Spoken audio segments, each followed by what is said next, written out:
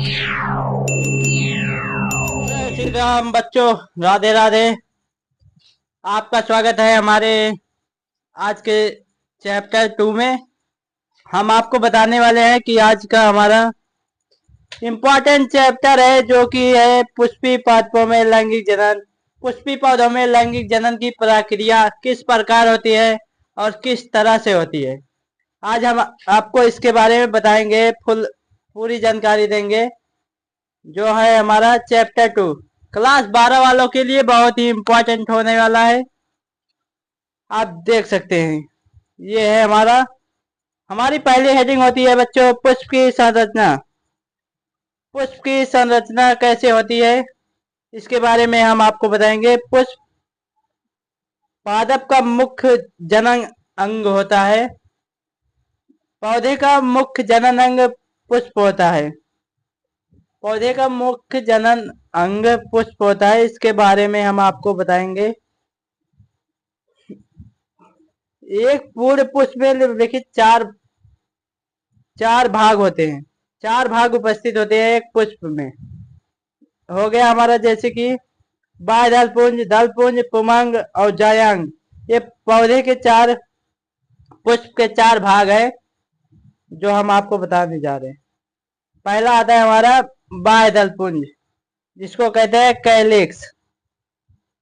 यह पुष्प का सबसे बाहरी और प्रथम चक्र होता है। इसकी इकाई को बाह्य दल पुंज सेपल कहते हैं। ये प्रायः हरे रंग का होता है। आपने देखा होगा पुष्प के नीचे जो हरा वाला भाग होता है उसे हम कहते हैं सेपल। क्या कहते हैं बच्चों? सेपल कहते हैं। ये प्रायः हरे रंग का होता है। हमारा दूसरा आता है दल पुंज। हमारा ये हो जाए बहुत ही इम्पोर्टेंट चैप्टर है बच्चों। ये हमारा दूसरा हेडिंग और इम्पोर्टेंट है।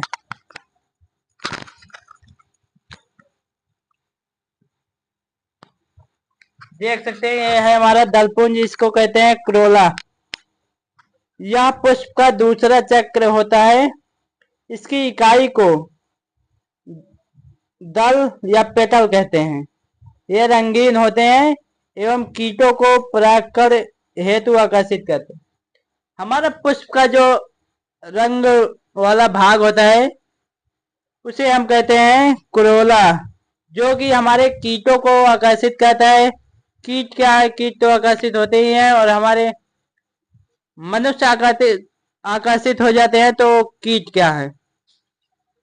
कोई भी आकर्षित हो सकता है पुष्प को देखकर।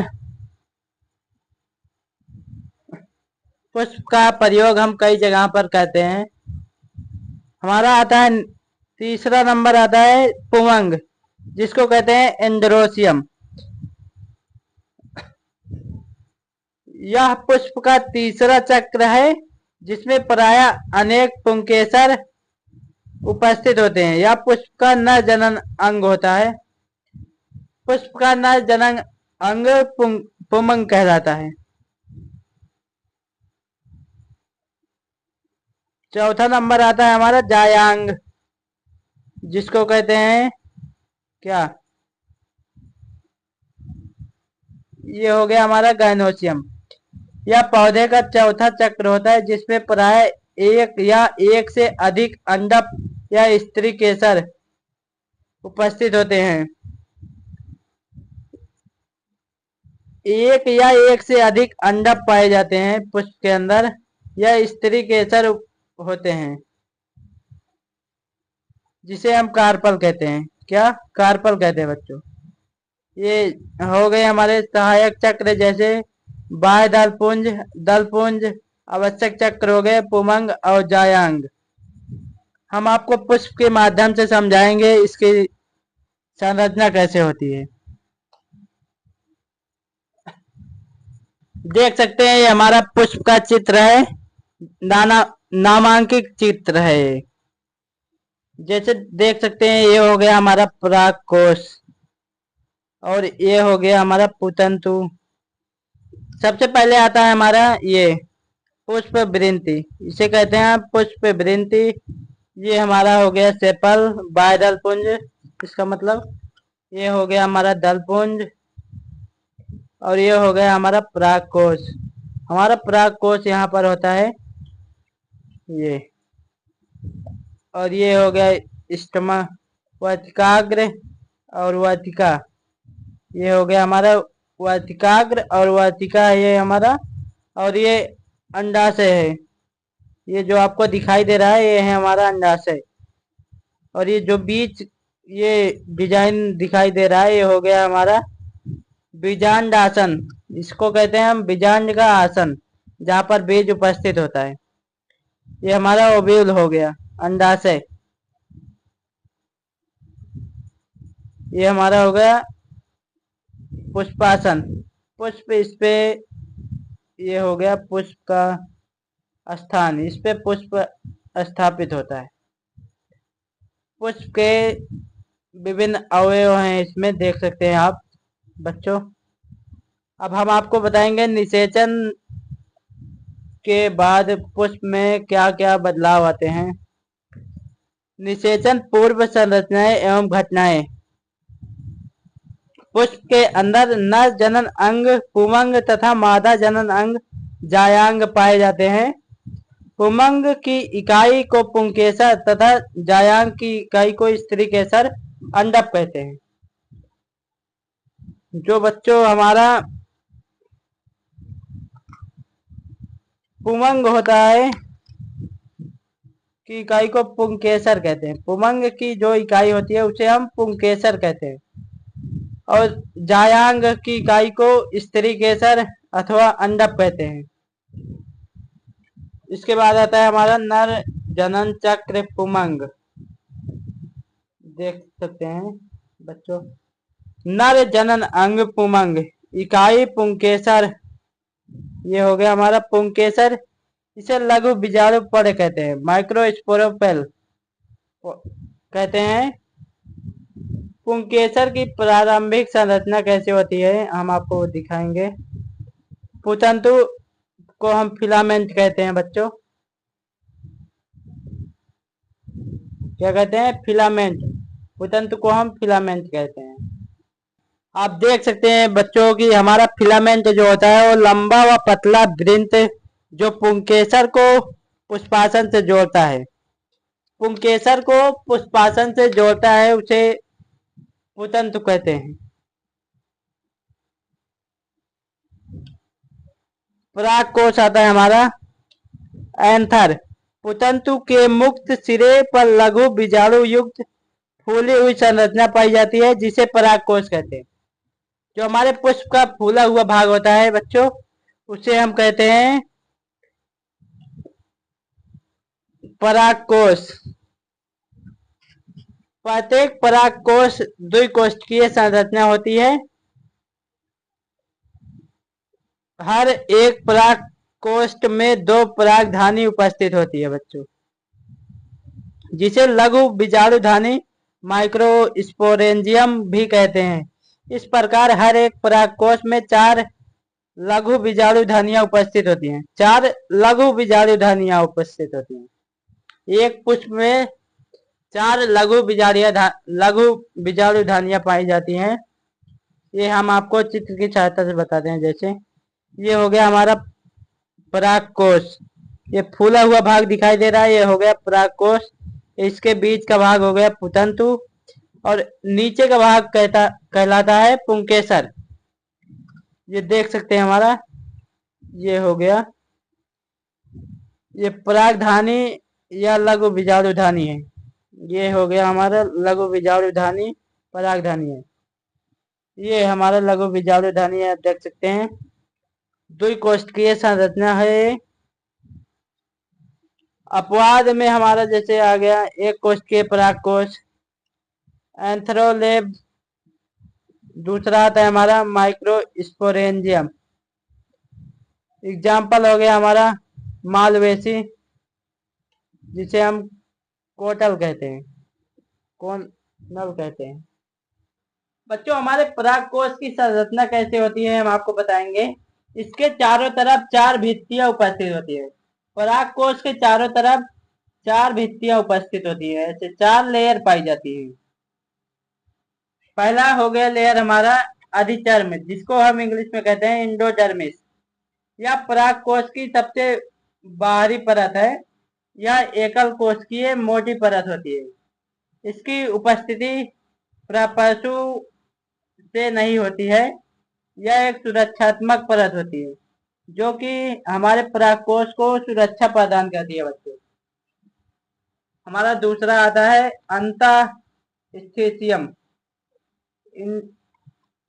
इंडोथर्मिस। यह अधिचर्म के नीचे स्थित एकल कोशिकीय मोटी परत होती है। इस परत पर तंतुवत स्थूलन नहीं पाई जाती है। इनकी बाहरी भित्ति पतली तथा आर्य भित्ति सेलुलोज फाइबर के स्थूलन से मोटी हो जाती है। सेलुलोज और फाइबर के स्थूलन से ये परत मोटी हो जाती है। आर्य भित्तियों पर कैलोस पट्टियां उपस्थित होती है बच्चों। लेकिन कुछ स्थानों पर कैलो पट्टियां व तंतुवत स्थूलन अनुपस्थित होती है। इन स्थानों को स्टोमियम कहते हैं। स्टोमियम वाले स्थानों पर से परागकोश का स्फुटन हो जाता है, क्योंकि हमारा परागकोश फट जाता है तो यहाँ से हमारा स्थूलन हो जाता है इसका। इंडोथीसियम तंतुवत स्थूलन, जो कि हमारा इंडोथीसियम तंतुवत स्थूलन के कारण आर्द्रता ग्राही हो जाती है। वह परागकोश के स्फुटन में मदद करती है। परागकोश को फटने में ये मदद करती है हमारी स्थूलन के कारण। मध्य परतें आती है हमारी। तीसरा है जिसको कहते हैं मिडिल लेयर। यह इंडोथीसियम के नीचे स्थित होती है। यह 1 से 3 कोशिकीय मोटी संरचना होती है। ये भी 3 कोशिकीय 3 परत की बनी संरचना होती है। इसमें मृद्योतक कोशिकाएं पाई जाती हैं। इन कोशिकाओं में भोजन संग्रहित होता है, भोजन को एकत्रित करता है। यह परत अल्पकाली होती है। वह परिपक्व परागकोश में अनुपस्थित होती है। अल्पकाली का मतलब हो गया ये परत कुछ मात्रा में काली होती है। हमारा इसके बाद आता है टेप्टम। टेप्टम है हमारा बच्चों, यह सबसे आंतरिक परत होती है। यह सबसे भीतरी परत होती है जो एकल कोशिकीय मोटी परत है। ये एक कोशिकीय ही मोटी परत होती है। इनकी कोशिकाओं में बड़ा केंद्रक व घना कोशिका द्रव पाया जाता है। घना केंद्रक और बड़ा कोशिका द्रव पाया जाता है। हम देख सकते हैं चित्र की सहायता से इसे। ये हो गया हमारा टेप्टम पोषक परत। परागकोश की संरचना है। बाहर की जो लेयर है इसे हम अधिचर्म कहते हैं। हमारी दूसरी लेयर है जो इसे कहते हैं अंतःस्थेसियम। इसके बाद की परत को कहते हैं हम मृद्यूतक। ये हमारे मृद्यूतक है। ये देख सकते हैं ये हमारे मृद्यूतक है। परागकोश की संरचना है हमारी बच्चों। टेप्टम पोषक परत है। टेप्टम मध्य परतों से भोजन को अवशोषित कर लघु बीजाणु को प्रदान करती है। टेप्टम मध्य परतों से भोजन को अवशोषित कर लघु बीजाणु को प्रदान करती है। इसके बाद आता है बच्चों हमारा टेप्टम के कार्य। टेप्टम के कार्य क्या होते हैं? ये हो गया हमारा पहला नंबर। यह लघु बीजाणु का पोषण करता है। ये हमारा लघु बीजाणु का पोषण करता है। दूसरा होता है हमारा जैसे कैलेज एंजाइम का निर्माण करता है। तीसरा पॉइंट हो जाता है हमारा पोलन कीट पराग कीट का निर्माण करना। चौथा हो जाएगा हमारा यूबिस कार्ड, यूबिस का निर्माण करना। इसके बाद आता है हमारा बच्चों परागकोश का परिवर्धन कैसे होता है। Development of पॉलीग्रेन। प्रारंभ में परागकोश एक अंडाकार या गोलाकार विभाज्योतक कोशिका का समूह होता है। इसे घेरे हुए अधिचर में पाई जाती हैं।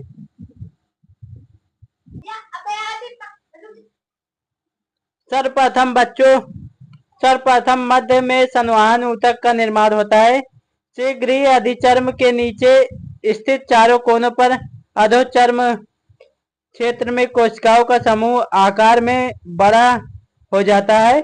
वह इन कोशिकाओं में अस्पष्ट केंद्रक व घना कोशिका द्रव पाया जाता है। अस्पष्ट केंद्रक व घना कोशिका द्रव पाया जाता है। इन कोशिकाओं को प्रापंशिक कोशिकाएं कहते हैं बच्चों। यह कोशिकाएं परिणत विभाजन द्वारा बाहरी प्राथमिक भित्तियां कोशिका व भीतरी बीजाणु जनक कोशिका का निर्माण करती हैं। प्राथमिक भित्तीय कोशिका भित्तीय परतें, अंतःस्थितियम मध्य परतें और टेप्टम बनाती हैं।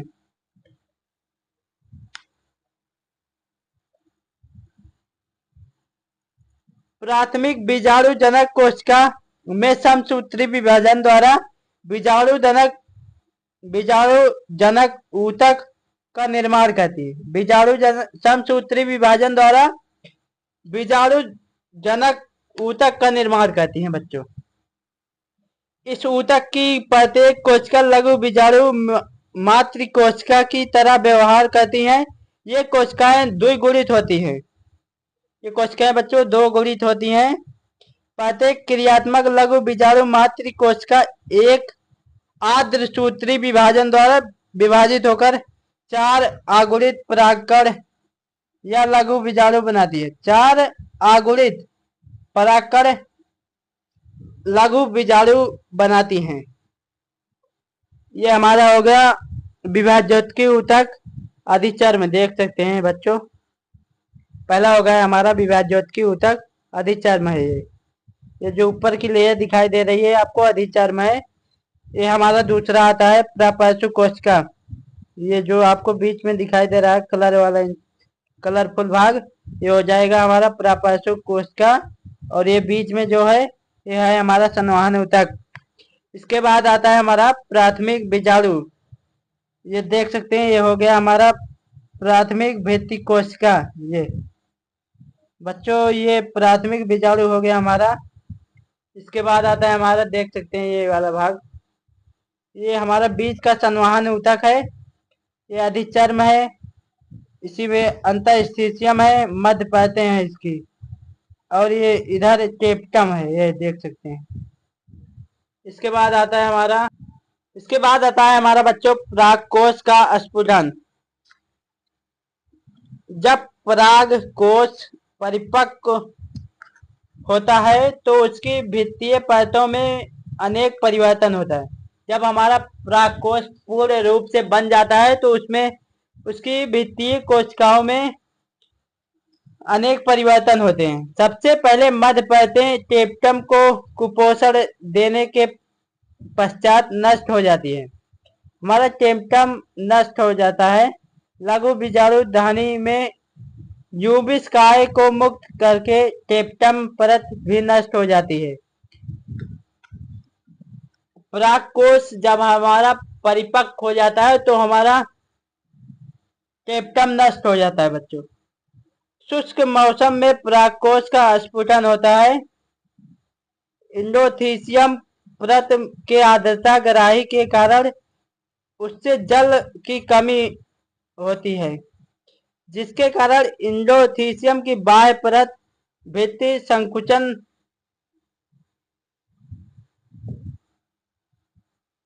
संकुचित हो जाती है, जिसके कारण तनाव उत्पन्न होता है। वह पतली भित्ति युक्त स्टोमियम कोशिका टूट जाती है। इस प्रकार परागकोश का स्फुटन होता है। इसको हम चित्र की सहायता से देखेंगे। ये हमारा है,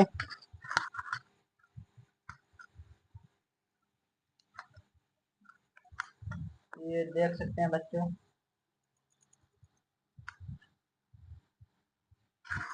ये देख सकते हैं, ये है हमारा परागकोश और ये परागकोश परिपक्व हो चुका है, जो कि ये इसके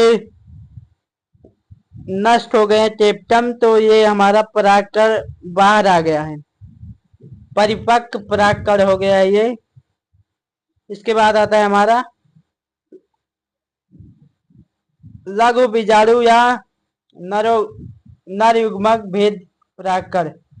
परागकण नर जननिकाय है, जो एक कोशिकीय, एक केंद्रक व आगुरित संरचना होती है। इसका आकार अंडाकार होता है बच्चों,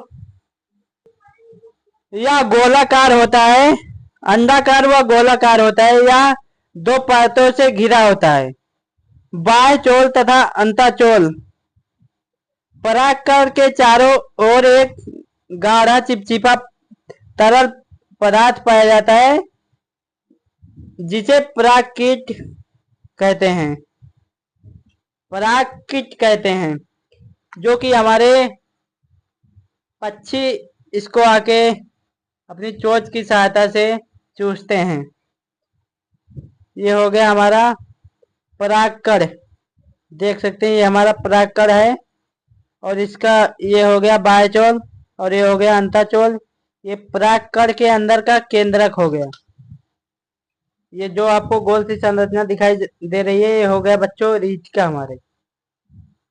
इसके बाद आता है नर युग्म को भेद का विकास कैसे होता है। परागकण नर युग्मक को भेद की प्रथम कोशिका है। नर युग्म को भेद के विकास को लघु युग्म जनन कहते हैं। ये हमारा परागकण है, परागकण है समसूत्री विभाजन द्वारा, ये देख सकते हैं ये दूसरा परागकण बनता है। इसमें कोशिका द्रव विभाजन द्वारा कलोज परत पाई जाती है, देख सकते हैं। इसी दो कोश की अवस्था में परागकण परागकोश से बाहर आ जाता है।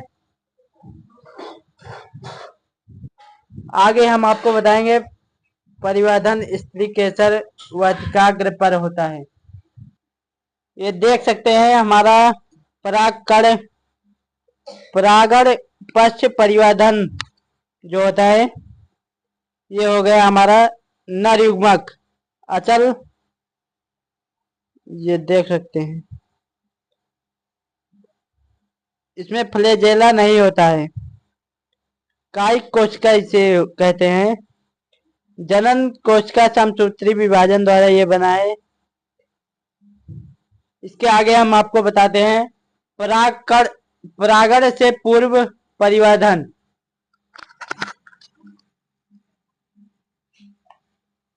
सर्वप्रथम अपरिपक्व परागकण या नर युग्मकों भेद में समसूत्री विभाजन के द्वारा केंद्रक का विभाजन होता है, जिसके फलस्वरूप दो आगुणित केंद्रक का निर्माण होता है। छोटे वाले केंद्रक को जनन केंद्रक तथा बड़े वाले केंद्रक को केंद्रक कायिक कहते हैं। तत्पश्चात कोशिका द्रव का विभाजन होता है, जिससे कैलोज पट्टी का निर्माण होता है और परागकण दो कोशिकीय अवस्था में बढ़ जाती है।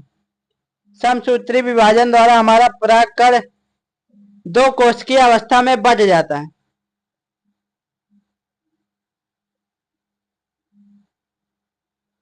इसी दो कोशिकीय अवस्था में परागकण परागकोश से बाहर आ जाता है। परागकण परागण पॉलिनेशन की क्रिया द्वारा समान जाति के पुष्प के स्त्री केसर के वाटिकाग्र पर पहुंच जाते हैं और आगे का परिवर्धन वाटिकाग्र पर होता है। जो हमारा आगे का परिवर्धन होता है बच्चों, वो वाटिकाग्र पर होता है हमारा। परागण के पश्चात परिवर्धन इसमें जनन केंद्रक एक तुर्ककार संरचना में चला जाता है जिसे तुर्ककार जनन केंद्रक कहते हैं।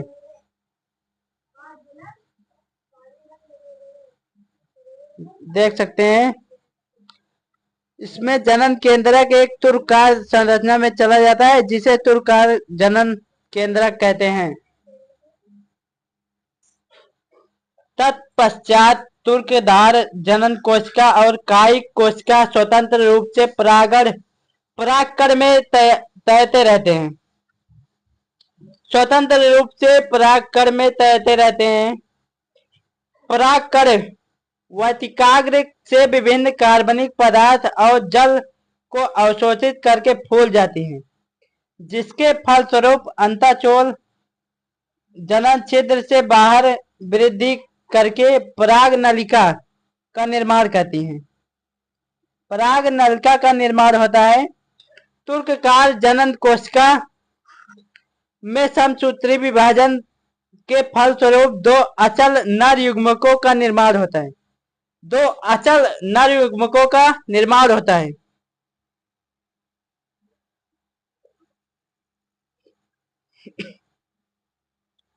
परिपक्व नर युग्मकों को पराग नलिका वाटिकाग्र तथा वाटिका से होती हुई बीजांड में प्रवेश करती है। पराग नलिका वाटिकाग्र तथा वाटिका से होती हुई बीजांड में प्रवेश करती है। इसके बाद आता है हमारा बच्चों मादा जनन चक्र जायांग। पुष्प में मादा जनन को जायांग कहते हैं। प्रत्येक जायांग में एक या अधिक अंडक पाए जाते हैं। एक या एक से अधिक अंडक पाए जाते हैं। अंडक यदि आपस में जुड़े हुए होते हैं तो उन्हें युक्तांडपी कहते हैं तथा अंडक जुड़े न हो तो उन्हें पृथक अंडपी या वियुक्तांडपी कहते हैं। प्रत्येक जायांग के 3 भाग होते हैं। पहला हो गया हमारा वाटिकाग्र, दूसरा वाटिका, तीसरा अंडाशय। जायांग पर निचला फूला हुआ भाग अंडाशय कहलाता है।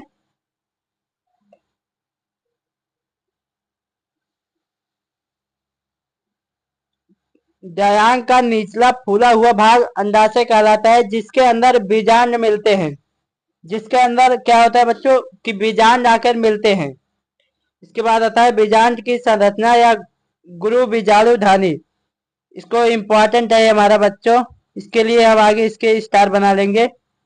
बीजांड अंडाशय में स्थित होता है। दूसरा है हमारा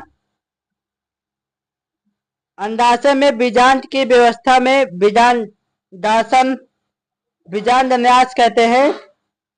बीजांड आकार व स्वयं संरचना है। अंडाशय में बीजांड एक गद्दीनुमा संरचना से जुड़ा होता है।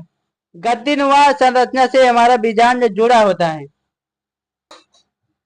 जिसे अपरा कहते हैं। ये देख सकते हैं प्रातीप बीजांड के प्रकार चित्र की सहायता से। ये हो गया हमारा बीजांड द्वार। ये हो गया हमारा सबसे पहले आता है बीजांड वृत्त, फिर इसके बाद आता है नलिका, फिर ये हो गया सेतुक। ये हमारा ऊपर का भाग हो गया, इसे निभाग कहते हैं। ये हो गया बीजांड काय। ये हमारी जो कोशिका दिखाई दे रही होगी इसे हम कहते हैं प्रतिमुखी कोशिका। ये हमारे बीच की दो कोशिका है, केंद्रक है, इसे कहते हैं ध्रुवीय केंद्रक। फिर इसके बाद आता है हमारा अंडप कोशिका। इसके बाद इसके बगल बगल हमारी सहायक कोशिकाएं जुड़ी होती हैं। ये हमारा अध्यावरण हो गया। ये हमारा जो दिखाई दे रहा है इसका भाग ये हो गया बीजांड द्वार। इसके बाद आता है हमारा बीजांड के भाग। पहला है हमारा बीजांड वृंत, इसे फेनिकल कहते हैं। यह बीजांड का वृंत होता है जिसे वह अपरा से जुड़ा होता है। बीजांड वृंत हमारा अपरा से जुड़ा हुआ होता है। संधि रेखा या उभार, इसके बाद की हेडिंग हमारी संधि रेखा या उभार, यह नाभिका से भी ऊपर की ओर बीजांड वृत्त की आधी वृद्धि है। यह अनुलंब उभार है होता है बच्चों। इसके बाद आता है हमारा, रुक जाइए थोड़ा सा गलती हो गया, यह नाभिका के भी ऊपर की ओर बीजांड वृत्त की आती वृद्धि है। यह अनुलंब उभार होता है, अनुलंब उभार होता है। इसके बाद आता है हमारा बच्चों नाभिका। नाभिका है हेडिंग, बीजांड का मुख्य शरीर बीजांड वृत्त से जिस क्षेत्र बिंदु से जुड़ा रहता है उसे नाभिका कहते हैं। बीजांड का मुख्य शरीर जिससे जुड़ा होता है, जिस बिंदु से जुड़ा होता है उसे हम नाभिका कहते हैं। इसके बाद की हेडिंग है हमारी बीजांड काय। मात्रा के आधार पर बीजांड दो प्रकार के होते हैं। पहला होता है हमारा स्थूल बीजांड काय, बीजांड काय की मात्रा अधिक होती है इसमें। दूसरा आता है हमारा तनु बीजांड काय, बीजांड काय की मात्रा इसमें कम होती है। इसके बाद आता है हमारा बीजांड काय चोंच। कुछ बीजांडों में बीजांड का भी ऊतक चोंच के रूप में बीजांड द्वार से बाहर आ जाता है। जैसे उदाहरण में हो गया हमारा यूप्रोबिएसी, यूप्रोबिएसी तथा कुकुराबिटेसी, ये हमारा उदाहरण है। इसके बाद आता है हमारा पेरिस्पर्म। बीज के निर्माण के साथ ही बीजांड काय समाप्त हो जाता है, लेकिन कुछ उदाहरण बीज ऐसे होते हैं जिसमें बीजांड काय एक पतली परत के रूप में पाया जाता है, जिसे पेरिस्पर्म कहते हैं। एग्जाम्पल हमारा चुकंदर में और काली मिर्च में। इसके बाद आता है हमारा बच्चों भ्रूण कोश, एम्ब्रियो सैक। यह मादा युग्मकोभिद है, यह बीजांड काय में धंसा रहता है। यह 7 कोशिकीय तथा 8 केंद्रकीय संरचना होती है। चित्र की सहायता से आप देख सकते हैं। ये हमारा हो गया पूरा भ्रूण कोश है। ये परतमुखी कोशिका हो गई ऊपर की तीनों, और ये बीच में दोनों ध्रुवीय केंद्रक हो गए। ये अंडक कोशिका हो गई, इसके बगल बगल सहायक कोशिकाएं पाई जाती है, जिसे हम अंड समुच्चय कहते हैं। इसके बाद आता है हमारा अध्यावरण। एक अध्यावरण आधुनिक द्विबीजपत्री होता है। द्विअध्यावरण पुराने द्विबीजपत्री तथा एक बीजपत्री अध्यावरण होता है। जैसे हो गया हमारा चंदन, ये अध्यावरण लीची, कीकर। बीजांड द्वार। इसके बाद आता है हमारा अध्यावरण अनुपस्थित। इसमें अध्यावरण अनुपस्थित होता है, यहाँ से पराग नलिका का प्रवेश होता है। अध्यावरण अनुपस्थित से पराग नलिका का प्रवेश होता है। इसके बाद आता है हमारा निभाग। बीजांड काय ऊतक तथा अध्यावरण की संधि पर पाया जाता है, हमारा निभाग पाया जाता है। बीजांड के प्रकार, टाइप ऑफ ओव्यूल। पहला होता है हमारा रिजु, सीधा बीजांड। देख सकते हैं ये हमारा है सीधा बीजांड, ये है हमारा सीधा बीजांड। उल्टा बीजांड इसके बाद आता है, रुक जाइए। ये हो गया हमारा 80% पादप, 180 अंश घूम जाता है, जैसे मटर, चना, सेम आदि में घूम जाते हैं। ये हो गया हमारा 180 अंश का बीजांड, 180 अंश कोण पर बना बीजांड है हमारा। तीसरा आता है हमारा अर्धप्रतीप। अर्धप्रातीप ये 90 अंश पर घूमा हुआ होता है। रेनल रेनल कुलस कहते हैं इसे, ये देख सकते हैं, ये 90 अंश कोण पर बना हुआ हमारा होता है। इसके बाद आता है चौथा वक्र, कुछ मुड़ा हुआ बीजांड, एक कुछ भाग में मुड़ा हुआ बीजांड होता है। पांचवा आता है हमारा बीजांड और भ्रूण कोश घोड़े के नाल के समान होती है। ये देख सकते हैं, ये घोड़े के नाल के समान होती है हमारी भ्रूण कोश। एग्जाम्पल में हो गया हमारा लेमना पॉपी। इसके बाद आता है हमारा छठवां कुंडलित। कुंडलित स्पोर्स ये हमारा 360 डिग्री पर घूम जाता है। ये नागफनी में होता है। इसके बाद आता है हमारा गुरु बीजाणु। इसको हम आगे की वीडियो में आपको बताएंगे। आपको आज की वीडियो कैसी लगी कमेंट में जरूर बताएं। जय श्री राम, राधे राधे।